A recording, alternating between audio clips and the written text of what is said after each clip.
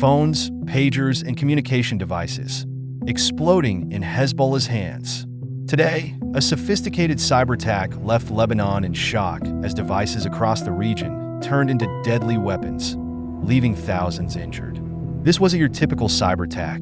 Hezbollah's most trusted communication tools, phones and pagers, were weaponized through a highly coordinated hack.